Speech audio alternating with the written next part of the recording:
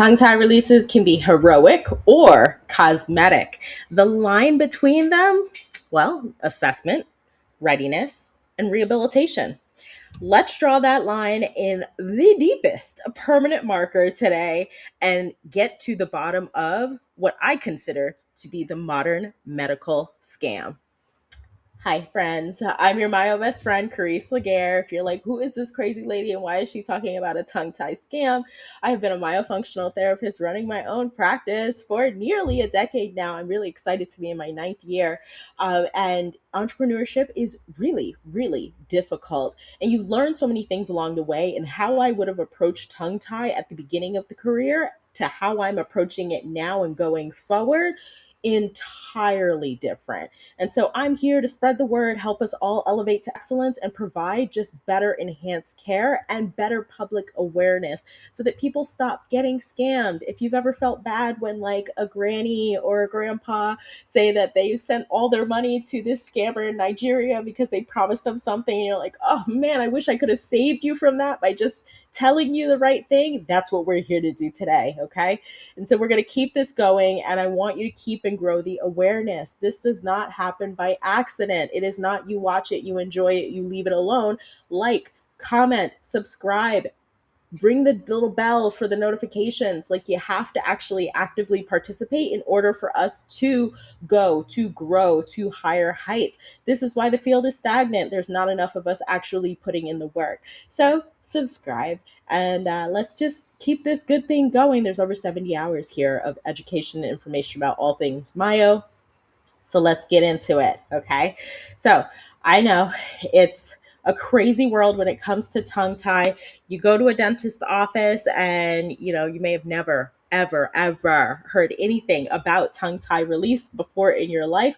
And now suddenly there is a brand new world opened up to you. You or your child has a tongue tie. Okay, what does this mean? Yeah, first thing you're going to do before you just trust them with what can be anywhere between 250 to like $1,500 for a tongue tie release in a dental practice. It's even more if you do it with like an ENT or in a hospital and you've got general anesthesia and yada yada. But before you go and trusting them with hundreds or possibly $1,000, then you're going to go to Google. You're going to research it. We are in the information age. People are tired of me saying that, but everything that you've ever wanted to know is online. We are also in the age of AI where people don't freely think. So we are putting it and asking questions into these search engines, these databases, these AIs. And when we do that, what pops up? Oh, social media, lots of groups, lots of forums. You wind up in this spiral of a tongue tie forum. And let me tell you that if you've ever read reviews online, there are only reviews or people commenting or taking time out of their very busy lives to participate in any of these groups, forums, or things if they are really happy or really pissed, like really upset. Nobody is in between. So you're not going to get a middle ground for how these things are by going on social media. So what you'll get is you'll get sucked into, yeah, you have to do the tongue tie release. If you don't do the tongue tie release now, your kid is going to wind up not being able to speak correctly. You're going to spend thousands in sleep apnea and, ENT costs and their tonsils and their adenoids, and they're going to be mouth breathers, and you're going to spend a lot of money on braces, and the kids, they'll never be the same. There's no way your child can develop normally with a tongue tie. Oh my gosh, that sends you into a panic. And suddenly now you have your child in someone's chair to get that tongue tie released. And all the while, zero critical thinking has actually occurred. And when I say zero critical thinking, it's because there is absolutely nothing where the root cause solution is fast and quick. A tongue tie release procedure takes minutes. At worst, there's been some cases where there are adults or we hit a nerve or there's whatever, there's like things that happen and it takes maybe an hour or they're there for nearly an hour, but it is still just minutes. You're not in surgery for forever. If that was the end all be all, wow. Why haven't we found solutions for other things that are just that quick? Like there should be some tissue we should be able to release. That way, in our heart, we would be able to get better blood pressure regulation. Like, why isn't that a quick, simple, easy release and procedure that we do? Why is there not just a pill that you can take and drop weight overnight? Yeah, there's a procedure for that. It's called lipo, but it is not actually a root cause solution. There are no root cause solutions that are just specifically you do this one thing and instantly you're going to get the outcome that you want. And frankly, this has never been more relevant, but I use this all the time with the Powerball. Everybody's playing now because we've got $1 billion, nearly 2 billion. We're going to talk about multiple billions at play here. And so people who wouldn't normally gamble or don't normally play the lottery, like my husband, are buying up tickets for the Powerball. And it just makes so much sense that when you're seeing so much news coverage about it, you're hearing about it, you feel like the odds might be in your favor. When you're hearing about something, and you're getting more and more info. Oh, this one won this jackpot. This one won that jackpot. This one won this jackpot. $1 million won here. A $2 million ticket sold here. $50,000. All of this is life-changing money for most of the Americans that are playing the lottery. It doesn't matter if you don't win the billion. If you get $10,000, that's life-changing for many people who might be struggling with bills in today's day and age, or struggling to put groceries on the table, or might be behind on rent or car payments. It's life changing. So you want to play because you're like, the odds are in my favor that I'll win. I'll tell you, the odds are not in your favor. We know that critically. When we think about it, we know that the odds are not in our favor. Yes, you hear about people winning. Go back to the tongue tie groups, the tongue tie forums. You hear about the people who are super excited, very happy. They can't believe they finally got the relief that they've always wanted at the chair right there. Released the tissue, and instantly every problem they've ever had in life gone, resolved that moment. Wow, what a lottery outcome. They got the jackpot. Are they the norm? Should you expect that? Absolutely not. It's just like playing the lottery. I can look online and find many different stories and instances of people winning money that would be, yes, life changing, life altering money. But that is not the norm. More people, a greater percentage, like 99% of us, lose in the lottery all the time. Every single day when people are playing, most people lose, and you lose again and again and again.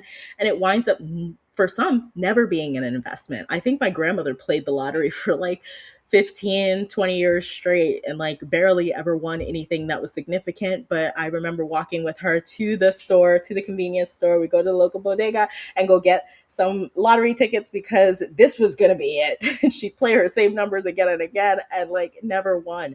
This is the reality of the tongue tie situation. It's the same exact thing.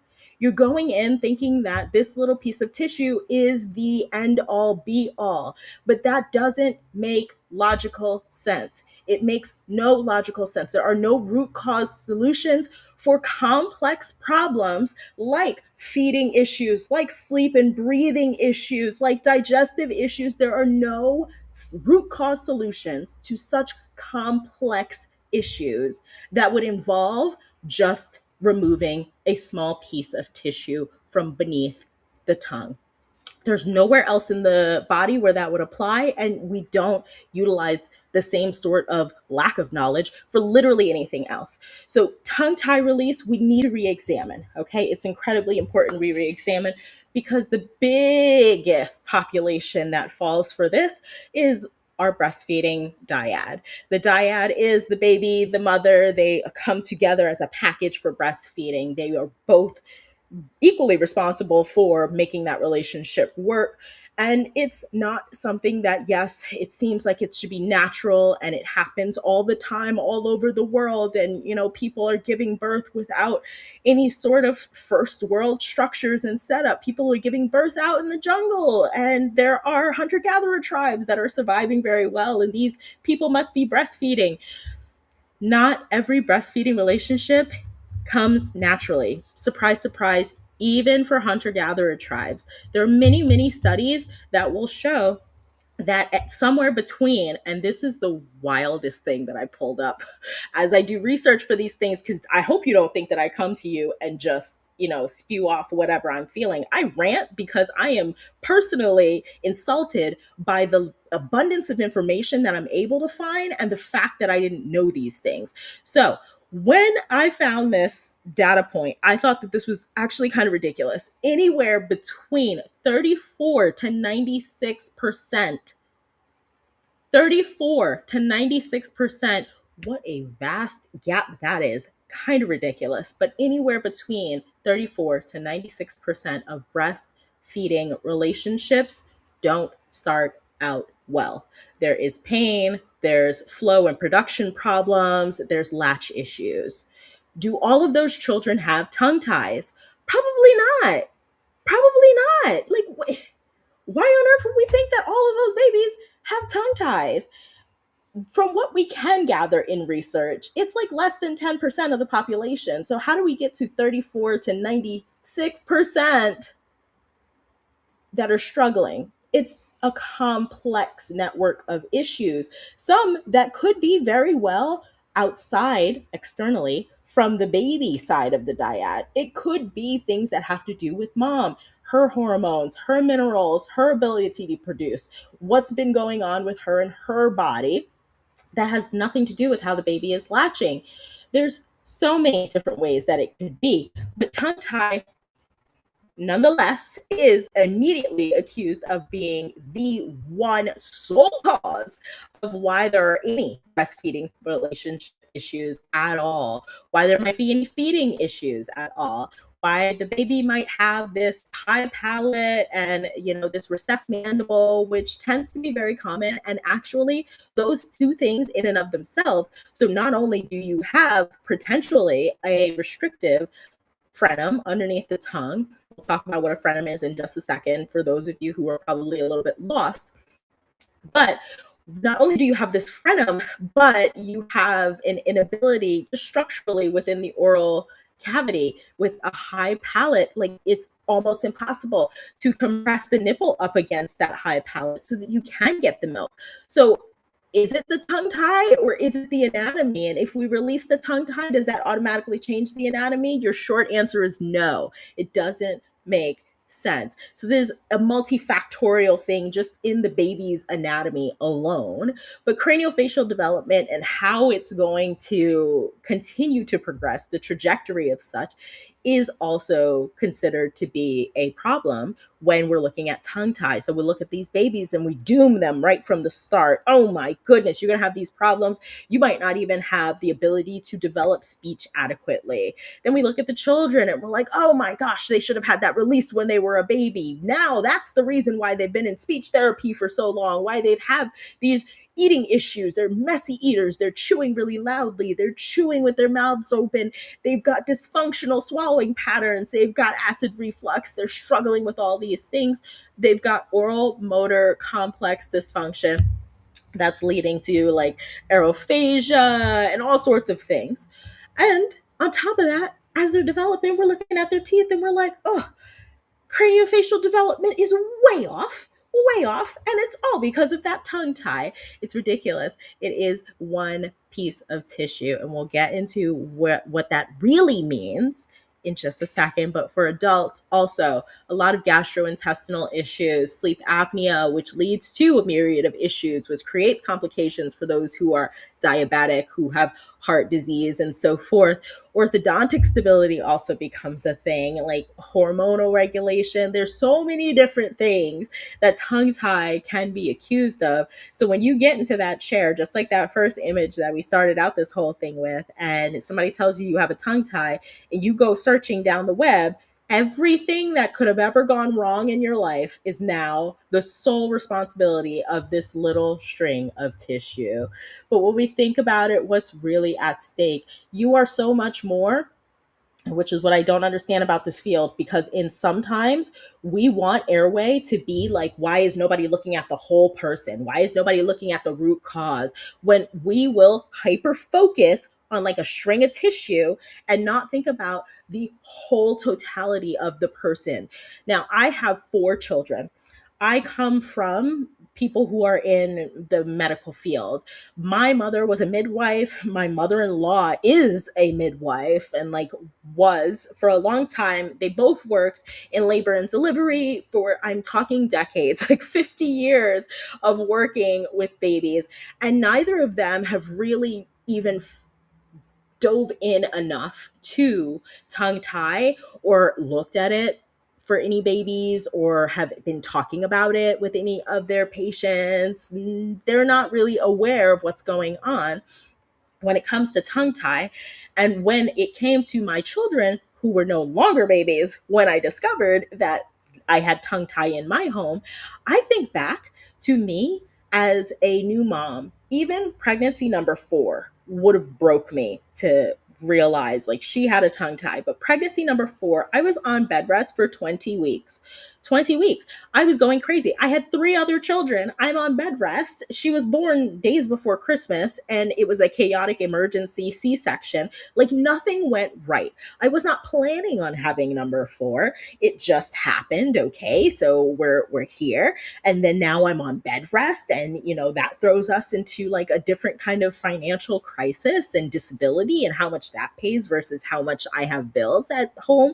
And then I had a very impactful death in my family at that time. And then we get into breastfeeding and birth was a whole traumatic that was traumatic in and of itself. We're not going to get deep into that. But, we just celebrated her birthday a few days ago and I said, it's really my birthday, my rebirth from all of that trauma. But where I was going with this is that if somebody had told me at that moment in time that not only is she in the NICU, we've got yada, yada, yada, but she has a tongue tie.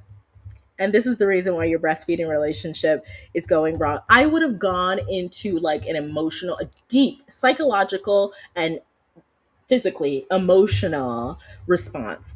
I have already been through so much. What are you trying to tell me now? We don't consider that we are meeting people at a specific point in time in their life. They are vulnerable.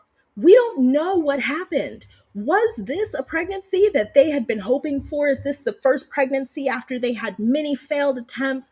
Was this a pregnancy that they had tried for years for? Was this a pregnancy they didn't try at all for and it's just happening? Are they supported? Do they have people around them who would look and who would say like, oh yeah, this is definitely the thing. We'll help you with the stretches. We'll help you with all of the chaos that will ensue post-operatively once you do that release. We will be there to support you. You don't know that. For you to accept somebody who walks into your office as a dentist or as any sort of dental professional who says, hey, my baby, we're not breastfeeding well, and your first instinct is that they need to get a tongue tie release, it's a problem. You don't know these people. You don't know where they're coming from psychologically. You don't know their experiences that have led them up to here. And you don't know that tongue tie is the issue. You don't know that. You are not a functional provider in that way. They really need to see a feeding specialist. They need to see a lactation consultant. They need to work with people who can actually functionally diagnose, oh, there is a structural problem here we cannot overcome. And therefore, we're going to need to have a release and yada, yada, yada. You don't know that. You're meeting people, you're giving them the simplest solution you can think of for whatever reason. You weren't informed better, you didn't know any better, you bought a laser and this is what the laser people told you or taught you, this is what guru doctor said here, and so you assume that this is the way, the truth, and the light. But when you critically think about it, what root cause solutions are simple surgical procedures? Let's just cut off some tissue and yay, all is well. It's ridiculous. There's so much at stake that nobody is thinking about, and that is our biggest problem. So, when we look at what's been going on, there is this battle We don't have a standardized procedure. And I promise you, I'm going to put the links in the descriptions for this after the live stream has ended. So if you're watching it on replay, you'll be able to go right to the links and you'll be able to read and do your own research. But there have been some otolaryngologists or ENTs who have been looking into this. There's no standard procedures, there's no standard definitions. We don't truly understand ankyloglossia. I don't care what research you thought you've read, so much of it has already been debunked because we don't have high comparative studies where we have, blind studies and so forth. We don't have high quality studies. We don't have long-term studies. We don't have all the evidence that we need to say that tongue tie is all that it is. And so we had Johns Hopkins had posted this in 2021, and there was a really, really great paper. Jonathan Walsh and maybe 15 other colleagues, otolaryngologists, had come together and assembled a bunch of statements about tongue tie, read through research, and tried to come to clinical consensuses about a myriad of things. Okay. And at the end of it all, it's really, we have to say that there's more going on here than just a tongue tie. Like, to accuse this piece of tissue of being the end all be all for all problems is ridiculous. And so they put together, and I promise you the link will be in the description. Okay. They put together 89 statements, and these 89 statements, did my video not play? There it is. There we go. These 89 statements you'll see in the link, and you can see here as you're scrolling. Feel free, if you're watching the recording, to pause, and that way you can see and read whatever it is you want to read on this screen. But most of the conclusions are that there's just not sufficient evidence, or it's multifactorial how we got here. There's so many other craniofacial anomalies that could be impacting. There's speech and concerns about speech that maybe aren't totally proven, and things that have to be correlated with much more substantial research and clinical standardization in order for us to really say, yes, tongue tie is the end all be all. So that's 2021. Like, why are we going into 2026 and people are still talking about this? It's wild. It's absolutely wild. New York Times at the end of 2023 or 2024, New York Times at the end of one of these years, 2023 or 2024, came out and, had this really big hit article where people were losing their minds in the industry. But all they said was to confirm all of the stuff we know to be true.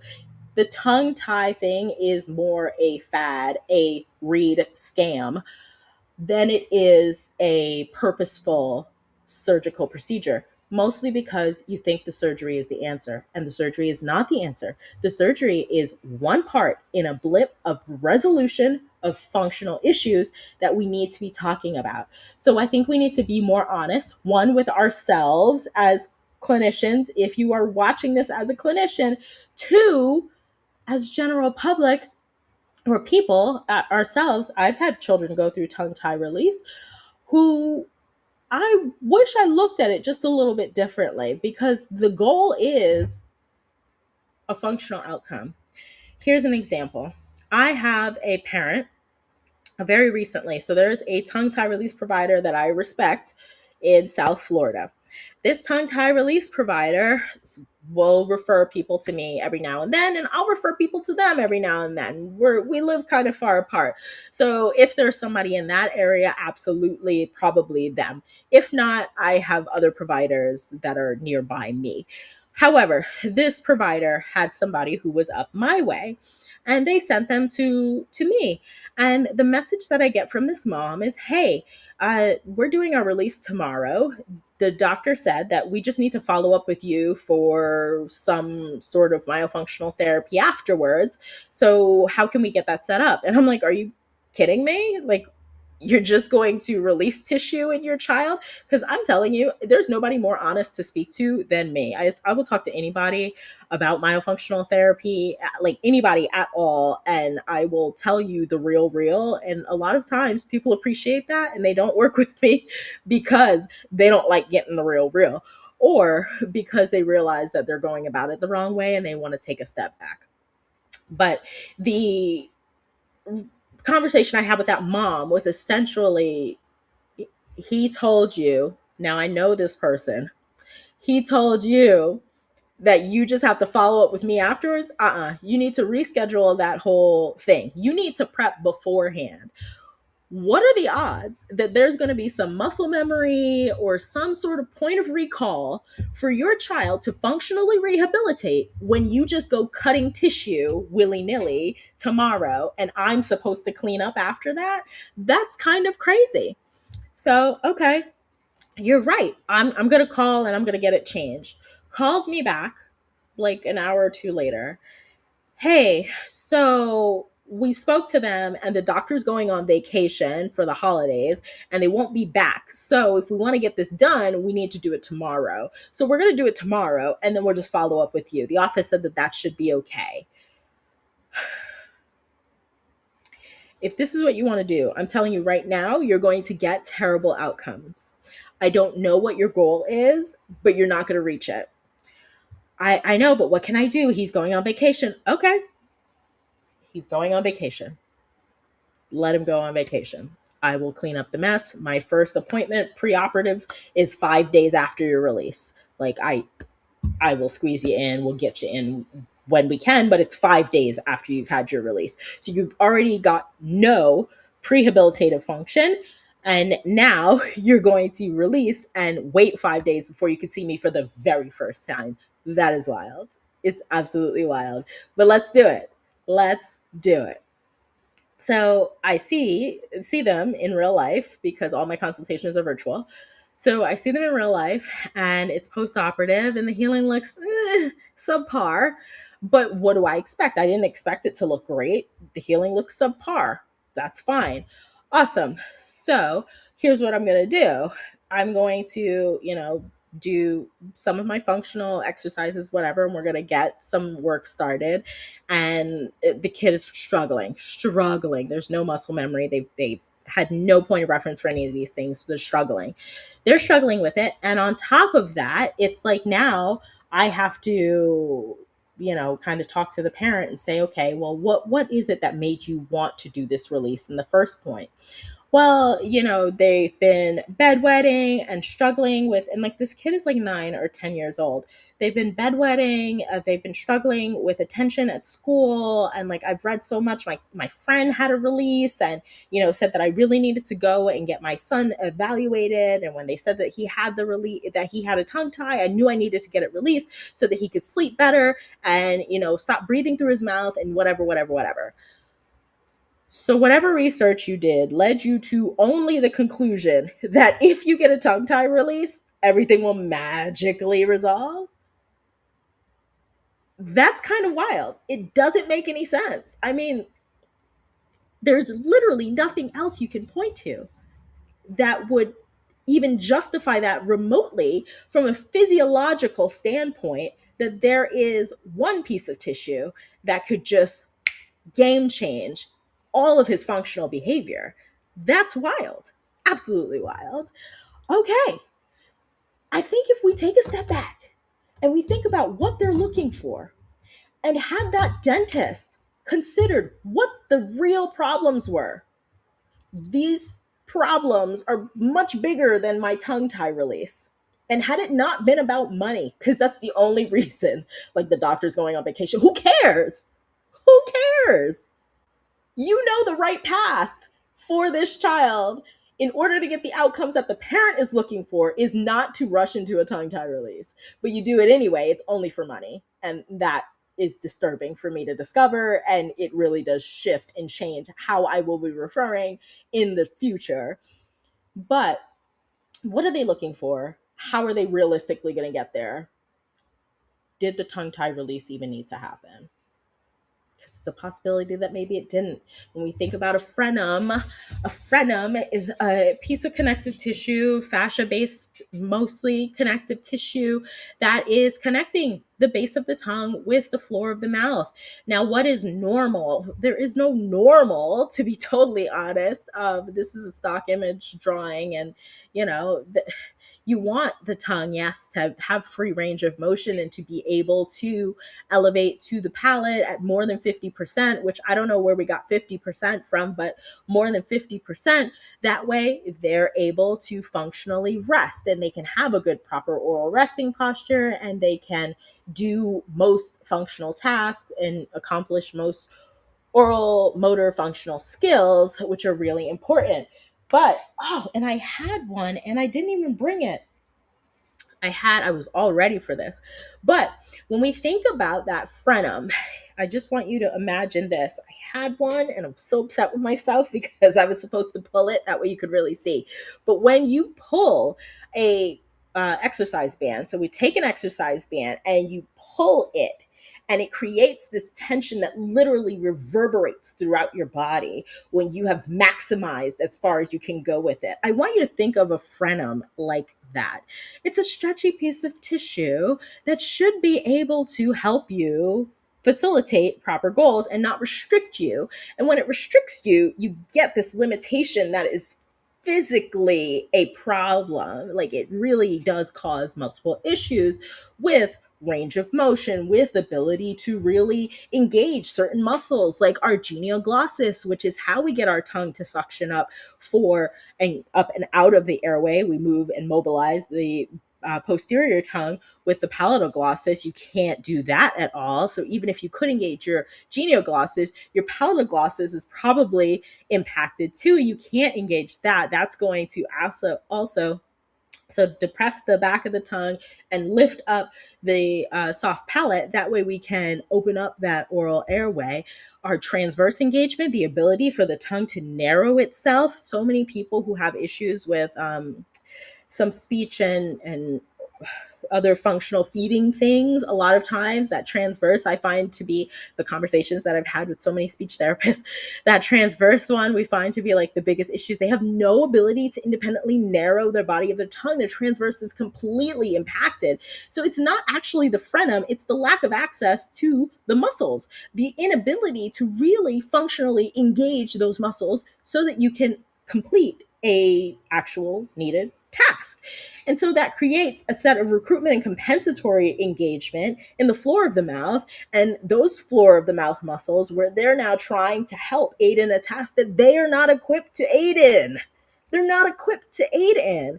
So now we're talking beyond a tongue tie. We're talking at this connective tissue is prohibiting the function of several muscles and inappropriately engaging other ones. How do we help muscles? How do we help muscles and train range of motion? Think about it. You're going to think about physical therapy. Now, I hate the comparison between myofunctional therapy and physical therapy, but when you think about it, it makes sense only in this context. If I'm trying to achieve improved range of motion, if I'm trying to achieve better muscular ability, it has nothing to do, very little to do with that little piece of tissue. It has everything to do with the muscle itself. And who can assess how your muscle is functioning? Is it your dentist? Hard answer, no. No, it's not your dentist. It's never been your dentist. They have no idea. They can look at the structure, they can feel the frenum and be like, oh, do you feel this tension here? Yeah. But what is that tension preventing me from doing? It's preventing you from getting your tongue up. Yeah, what muscle specifically? Bet you they can't answer. I guarantee you they can't answer. They are not the functional specialists. I appreciate all of their expertise in what they do. But when it comes to function, that has nothing to do with dentistry. So many people cannot diagnose oral dysfunction, and it's sitting right in front of them every day. Every day they can't tell you oral muscular dysfunction.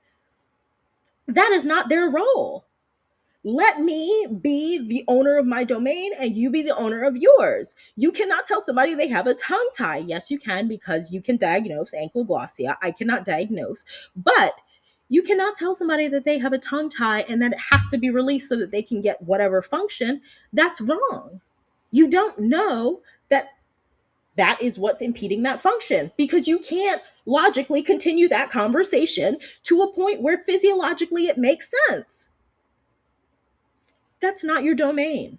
It is mine. Let me be the master of my domain, which is the muscular hydrostat that is the tongue. And everybody's always so intrigued when I say that it's a muscular hydrostat. Trust me, I've done a lot of live lecturing.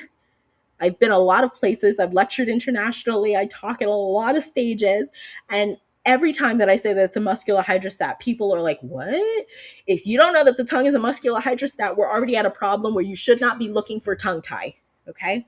Muscular hydrostat is kind of like an elephant's trunk or an octopus's tentacles or a squid's tentacles or whatever, where there are multiple muscles that have to engage to help to shape, form, mobilize, and manipulate this one structure. So our tongue is a complex muscular hydrostat. A lot of people mistakenly think it's just like one muscle or it's the biggest muscle or whatever. It is not. It's not. It is comprised of many different muscles that have to work together collaboratively to achieve tasks. And if you are not equipped to functionally prepare or rehabilitate somebody from this frenectomy that you're going to do for like a couple of minutes, you shouldn't be recommending it. You are now scamming people into believing that they are going to get functional rehabilitation from whatever muscular dysfunction by just getting a snip of some tissue, by just lasering off some tissue, by just doing some simple stretches afterwards. It's outrageous, and we need to do better. We have to do better. We have to do better. Okay. So I need you to avoid the hype. Anybody right away that does not take you directly out of their office and give you a card or recommendation to somebody who is a functional provider. If that is babies, they need to send you to a feeding therapist, which can be a speech language pathologist or an occupational therapist. They need to send you to a lactation consultant, or they can even send you to physical therapy. There's some other things that very much are correlated that are physical limitations with baby that might need to be addressed from physical therapy standpoint, or they can send you to a myofunctional therapist to be a part of the team if release is absolutely what's needed. There's been a couple of teams that I've worked on, which I would say are the best teams and like the only people I like to work with, who have myofunctional therapy on their team for infants. It has to be there for infants. When it's not there for infants, we get parents who have never a day in their life and we don't know where we're meeting them in their process of being parents.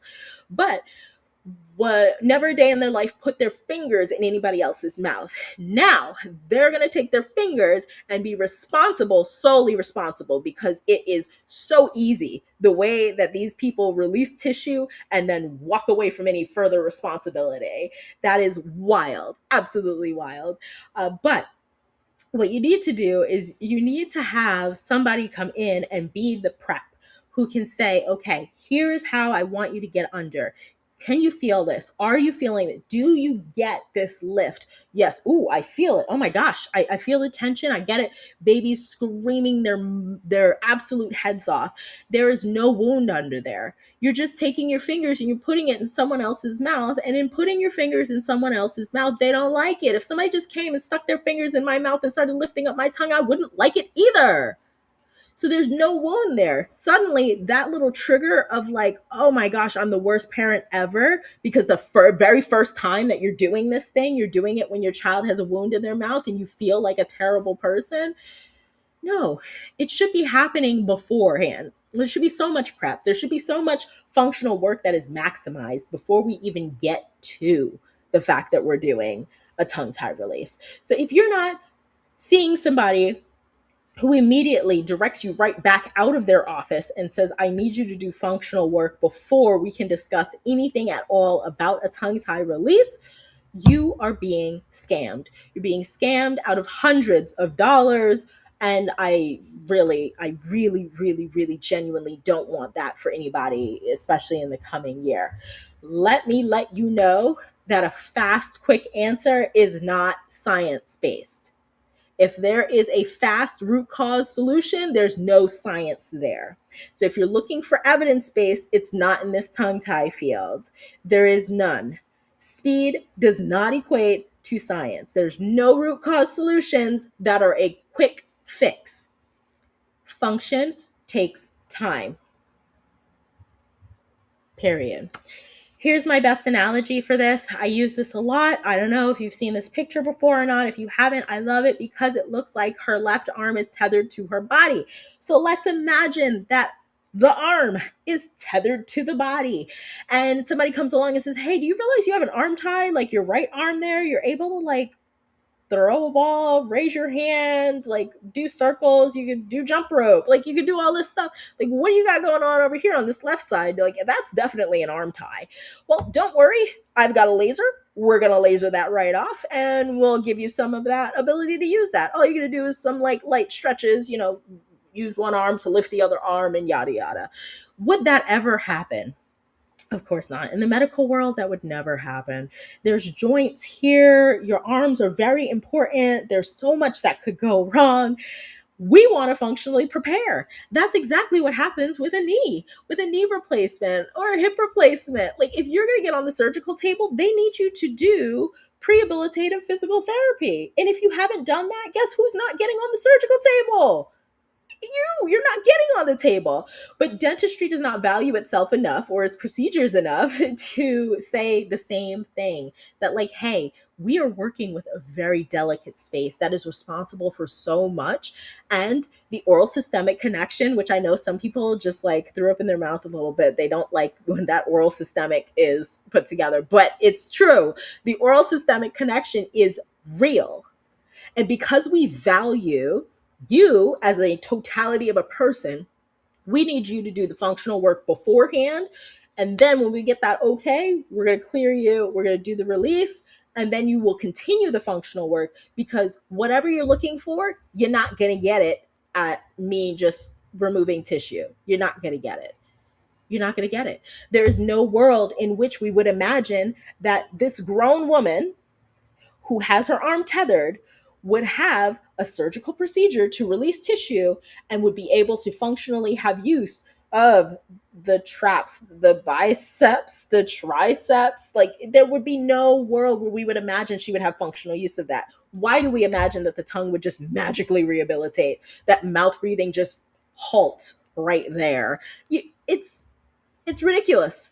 No root cause solutions that are as simple as that. Not even tonsil and adenoid removal. Would you be surprised that so many of those don't wind up with a change in functional behavior? Huh, odd. No root cause solutions are that simple. Okay. When you keep that in mind, we need to know that there is an order and a process to things. And we need to, as providers, if you're watching this as a provider, and if you're watching it as a patient, like, please understand there's a rule and an order to things, and you need to make sure that your providers are following it, or as a provider you need to make sure you're following it. In math, which is so incredibly important for so many things, when we talk about, oh, this isn't rocket science, like engineering, so much things come back to formulas and math that we just absolutely positively need to start thinking about it in this way. Okay, in PEMDAS, which I will always remember and keep in my head, parentheses, exponents, multiplication, division, addition, subtraction. If you see a math problem and you don't go in the order of operations, you're going to get the complete wrong answer. Okay. So what PEMDAS is parentheses, anything in parentheses must be done first. Exponents, anything in exponents must be done first. Multiplication and division need to be done prior to any addition or subtraction. Okay. So with that, let's have a little bit of fun here. Here's a problem, a math problem. And I want you to take a second to come up with an answer. Throw it in the chat. Throw the answer in the chat, please, please, please, pretty please. Okay. PEMDAS, parentheses, exponents, there are none. There are parentheses, so do the parentheses first. Multiplication, division, addition, subtraction. There's no addition, subtraction. There's just multiplication and division. Okay. Now, if you've done this problem and you sat with it, you may have come up with 2 plus 2 is 4. 2 times 4 is 8. 8 divided by 8 is 1. You are wrong. You are so wrong. The answer is actually 16. Now, when you don't follow the rules in the order that they're supposed to, you come up with the wrong thing. In engineering, catastrophic. In space, you could kill somebody by doing your math the wrong way. Like, we're not trying to do things the wrong way. And when we don't have a structure or an organization, that's where things fall apart. And you can see how you can get to the wrong answer by not knowing all the rules. So multiplication and division, same with addition and subtraction, are actually supposed to be done the way we read, left to right. Okay, so that would make parentheses 2 plus 2, 4. 8 divided by 2 needs to come before 2 times 4. So 8 divided by 2, 4. 4 times 4 now, 16. The correct answer is 16. If you didn't get the right answer, it's okay. Because guess what? In airway and in myo and in dentistry with tongue tie, we have not been getting it the right way for a long time. It is time for us to start putting things in the proper order. And it has to be that function or any sort of manual work, manual releases, such as if you have a DO who is an osteopath who's going intraoral and releasing some of the tissues and the tension that are there, a massage therapist that goes intraoral, any sort of manual therapist or body worker that goes intraoral and will do some of the releases under the tongue of the tissue or in the cheeks or whatever. All of that has to be done first. The functional work has to be done first. Maximize that out, and then you can get into a structural release. Structural release being you're removing the tissue, the frenum. All this junk about reattachment, it's a false narrative.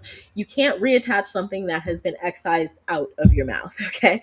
That tissue is gone. It's not going to, magically float up from wherever and reattach itself into your mouth. You're just going to get poor healing, where poor healing would be connecting that area under the tongue, the base of the tongue, and the floor of the mouth together, thereby inhibiting your range of motion even more so than when you didn't have the frenectomy procedure.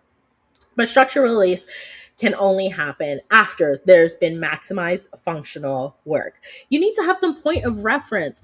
Who am I to know if how it's sorry, I was just going to say, who am I to know how to raise my arm if I've never raised my arm before? But then I also had a thought of how do you describe a color to someone who is blind? How do you describe the color green when there's no point of reference for it? They've never seen any color. How do you know how to describe a color to a person who hasn't done it before? Well, it's really difficult to do. So you have to expose them to some things that might potentially create a shadow of green or whatever. I don't know.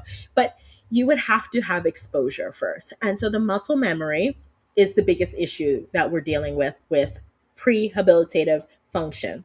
In myofunctional therapy, we're doing the work. We're maximizing the muscular range. We're seeing the limitations. And sometimes I'm saying you don't need a tongue tie release.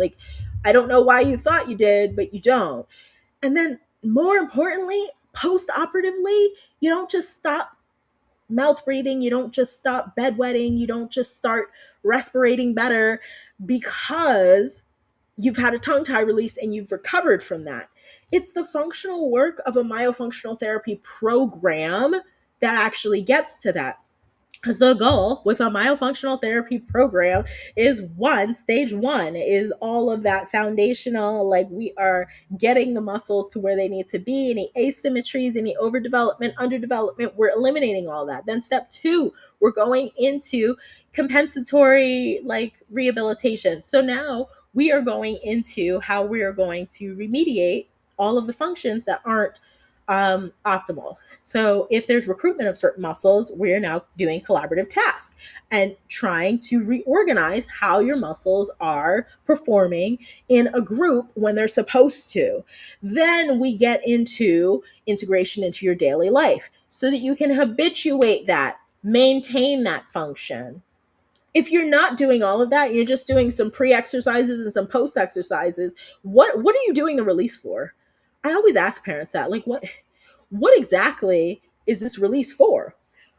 Do you want to look back and say, hey, we did the surgery, we spent the money, they recovered well, but they're still sleeping terribly.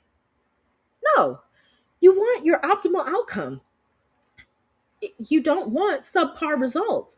If I'm going to expose my child to surgery, I want the best outcomes from that surgery. And that goes beyond me just getting them to heal well. It goes into I need them to function better, because that's why I even looked into this in the first place. Not because somebody told me I have a tongue tie and now I got sucked into the void and I feel like I'm going to win the lottery and we're going to get that tongue tie released and everything's going to be beautiful, but because you actually know that this is going to be the way, the truth, and the light. We're going to the end at the light of that tunnel. Okay. So I got some very important things that I need myofunctional therapists to understand. I want you to be as transparent as possible. Y'all don't love my rants apparently, because like I rant and and those would be the videos with the least amount of views, because people don't like to hear about themselves. You don't like to hear that you've been doing something wrong. Our brains shut down from that. But I'm telling you, I am pushing up against everything I've ever done wrong in my life, and I'm only becoming better for it. I will push the boundaries for myself, and I will unselfishly push the boundaries for you too. I want you to be transparent. I want you to tell people that what they're doing isn't the right way. I want you to stop working with providers. If that's your only release provider that you have, I want you to stop working with providers, find a different one. But stop working with providers who are doing subpar things, who aren't performing as they should, who aren't getting the outcomes, and start telling people about themselves. And those providers need to know, look, I'm not doing subpar anymore. If you want to scam people, you can scam people, but I'm going to tell you 100%, everybody I come across will know that you're a scammer. Every single person will know that you're a scammer. I will stand outside sometimes and say, tongue tie release, this person, they're a scammer. Okay. I probably won't stand outside. I don't have time to do that. But I will actually put forth the effort into educating as many people as possible, into being as transparent as possible, into telling them what I know, what I've experienced, what I've gone through, not only as a parent, but as a professional, what I've seen so many people fall through the cracks in doing. And I will no longer do pre and post tongue tie release prep and recovery. I won't. I used to do that for people who like were absolutely insistent that, you know, the tongue tie was the only thing they wanted to do, or that was the only thing in their budget. Well, then you need to find a bigger budget, or like don't do it. You're going to pay that person hundreds of dollars for 5 minutes. I'm actually working on long-term outcomes for you or your child, and you're going to tell me that, you know, you don't have money for me? That's wild. Absolutely wild. I think that it's full program or bust. Like, you can work with somebody else who doesn't have the same high quality of care and standards that I do. You could work with somebody else. I'm okay with that. I only want to work with the people who are right to work with me. So be transparent. Don't be afraid to lose people. You will only gain more people that are for you. Okay. Do not rush the process. There is nothing in speed that equals science. That's just not the way our world operates. Don't feel like it has to be a tongue tie release, or there's no other way we can get to a root cause solution. The tongue tie is not the end all be all. And reaffirm the process that's supposed to be happening. Reaffirm that, yes, this is going to take longer, but this is the actual way. Okay. You can lose weight with lipo, but will you keep it off? Have you changed your lifestyle? Have you changed your eating habits? Do you work out at all ever? No? Oh, well, guess who's going to gain all that weight back? You. So you can take the shortcut, but it's not going to lead you to a long-term positive outcome. And it's okay. It's okay that it takes time to get from here to here. You'll only be better. Michael Phelps didn't become the best swimmer for working, you know, a month ahead of the Olympics. That's years of output. You want the right outcomes, you're going to have to put the work in. And so reaffirm that. That's the way things work in life. There are no easy outs. And if there are easy outs with other providers, it's subpar. And feel free to go work with whoever subpar you want. Because me and mine, we're exceptional. We work only in excellence. And if you want something subpar, I got a whole list of people you can go see. But me and mine, Y'all, you're my people. We only operate in excellence. So I want you to make sure that you're doing the right thing. And doing the right thing by people is to really educate them on the fact that this is a scam if it's not done right. Don't do the easy thing by just going with the flow. Going with the flow is not where we're going in 2026. I'm sorry, but it's going to be nothing but rants and me telling you how frustrated I am with everybody in this industry and the complacency and the lack of excellence in 2026. So expect more of that from me. But for you, my friend, you can do the right thing, even when it's not easy. Okay.